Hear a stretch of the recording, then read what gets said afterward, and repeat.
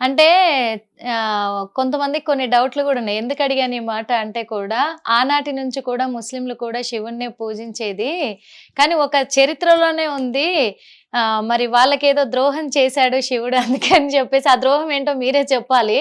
ద్రోహం చేశాడు అందుకే అప్పటినుంచి శివుడు అంటే కోపం వీళ్ళకి. అందుకే వీళ్ళు శివుడి వాహనమైనటువంటి మహానందీశ్వరుని బలి తీసుకుంటూ ఉంటారు అని చెప్పేసి కూడా చరిత్రలోనే ఉంది అని చెప్పేసి కూడా అంటూ ఉంటారు. మరి అదే కాకుండా ఒకరిని చెప్పమనండి అంటున్నారు కదా.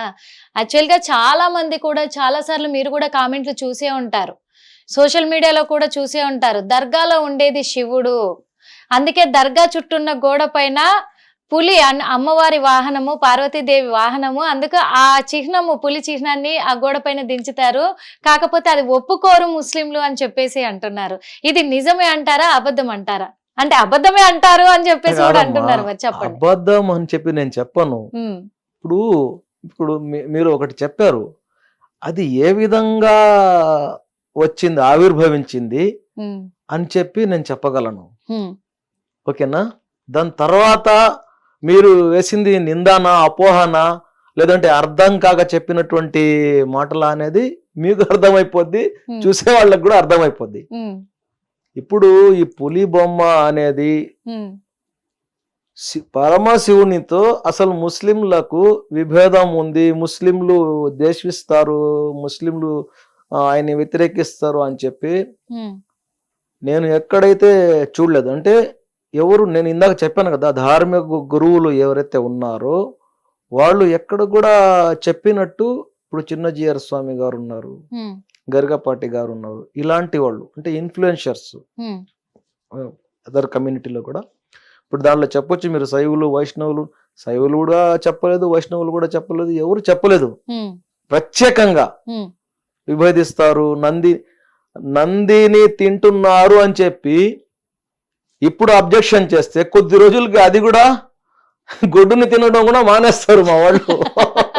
ఎందుకంటే ఈరోజు గోమాత వధించవద్దు అని చెప్పేసి జామియా నిజామియా హైదరాబాద్ లో ఉన్నటువంటి మదర్సాలో కానివ్వండి, పెద్ద పెద్ద మదర్సాలు, ఇంటర్నేషనల్ స్కాలర్స్ ఇక్కడ నుంచి వెళ్ళారు. దేవబంద్ దారుల్ ఉలూమ్ మదర్సా కానివ్వండి, అక్కడ ఉన్నటువంటి ఈ ధార్మిక గురువులు పెద్ద పెద్ద వాళ్ళు ఫత్వాలు ఇచ్చారు. ఫత్వా ఇచ్చే ఒక స్టేజ్ ఉంటది, వాళ్ళు ఫత్వాలు ఇచ్చారు. ఎందుకంటే వీళ్ళు పూజిస్తున్నారు కాబట్టి మనం గౌరవించాలి, వాళ్ళ ఆచారాలని గౌరవించాలి, అప్పుడే వాళ్ళు మనల్ని కూడా గౌరవిస్తారు అని చెప్పేసి ఫత్వాలు ఇచ్చి ఉన్నారు. ఇప్పుడు మీరు చెప్పినట్టు ఇది కానీ మొదలు పెడితే దీని మీద కూడా ఆపేస్తారు. అసలు పెద్దదే తినబాగండి అని చెప్పి చెప్పేస్తున్నారు. అదే పనిగా ఎవరు తినరమ్మా. ఇప్పుడు మేమైతే మా ఇంట్లో ఇంతవరకు లేదు అది. ఎందుకంటే నా చిన్నప్పుడు నేను చూశాను, మా అమ్మగారు ఇప్పుడు చనిపోయారు, మా చిన్నప్పుడు టూర్కి వెళ్ళేది మనం, నాగూరు, నాగపట్నము, ఈ విధంగా తిరిగి వచ్చేది. మైసూరు కర్ణాటక ప్రాంతంలో మీరు పోయి కూర్చుంటే మొట్టమొదటి వాడు బక్రేగా హోనా బయల్కా హోనా అంటాడు. బయల్ అంటే ఎద్దు, బక్రా అంటే మేక. ఆ రోజు ఏమంటే అడగకుండా వాడు తెచ్చి పెట్టేశాడు, మనకు తెలీదు. అంటే మనం టూరిస్ట్ కదా, పెట్టేశాడు. ఈమె ఒకటి తినేసింది, పక్కన అడుగుతున్నాడు బక్రేగా హోనా బయల్గా హోనా అంటే, నాకు చెప్పింది అది అసలు ఇది ఏంది తెచ్చి పెట్టింది అడుగు అంటే బయల్కా అన్నాడు. బయల్కా అంటే ఎద్దుది. టూర్ మొత్తం వామిటింగ్ చేసుకునింది ఆమె. అంటే మా అమ్మ ఒక ఆమె కాదు, చాలా మంది ఇలాంటి అమ్మలు ఉన్నారు. ఇంట్లోకి కూడా రానియకుండా చూసుకునేవాళ్ళు. కాకపోతే కొంతమంది నేను ఇక్కడే చూస్తున్నాను, పాత బస్తీలో కొన్ని. ఎందుకంటే కొంతమంది కాదు, చాలా మంది కూడా బీఫ్ షాప్లే నడిపించుకుంటూ ఉన్నారు, మా వృత్తే ఇది అని చెప్పుకుంటూ ఉన్నారు. ఎందుకు తప్పవుతుంది అంటున్నారు. కళ్యాణి బిర్యానీలో కూడా బీఫే కదా అమ్మేది, అది ఎవరిదమ్మా? అది ముస్లింలదే, ముస్లింలే స్టార్ట్ చేశారంటున్నారు.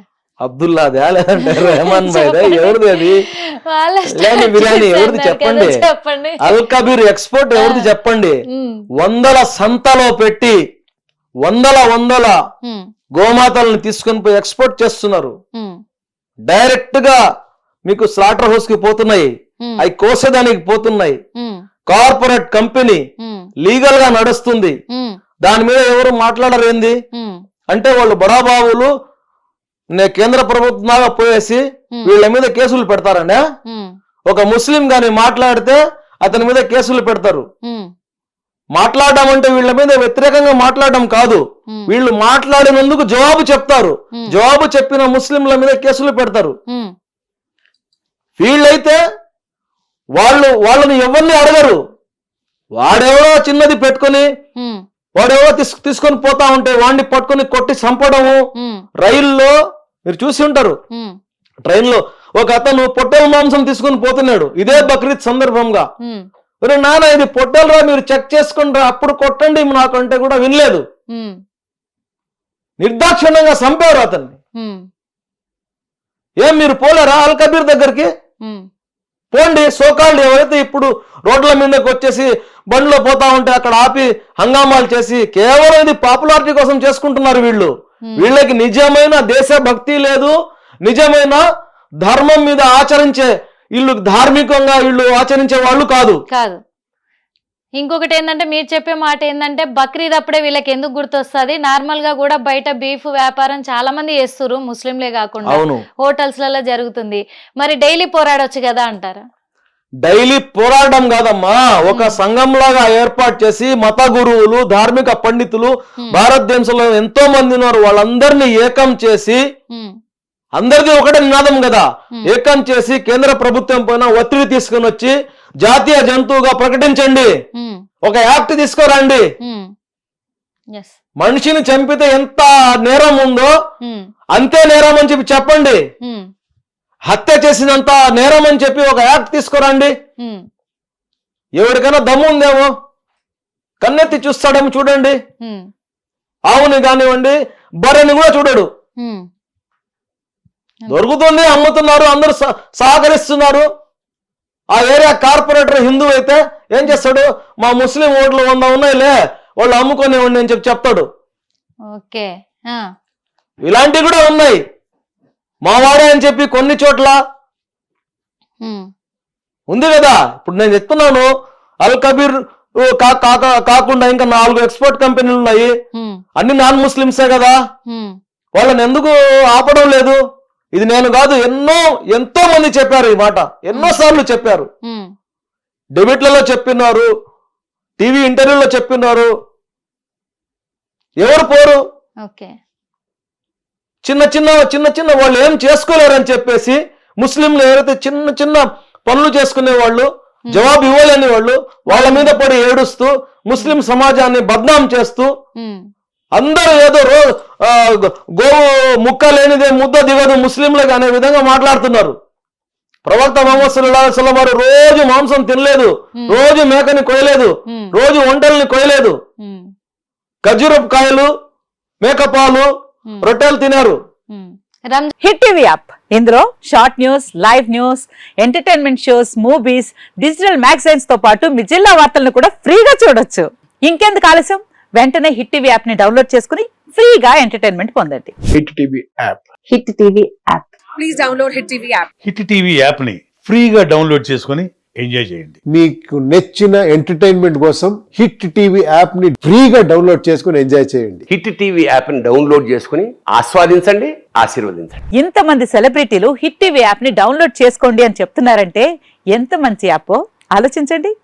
అమెరికా అమెరికా అమెరికా అమెరికాలో చదవాలనుకునే వాళ్ళకి విశ్వసనీయమైన పేరు మన శౌర్య కన్సల్టెన్సీ. UK లో 1 year masters, UK లో 1 year masters, 2 years work permit up to 5 years visa. Contact Saurya Consultancy.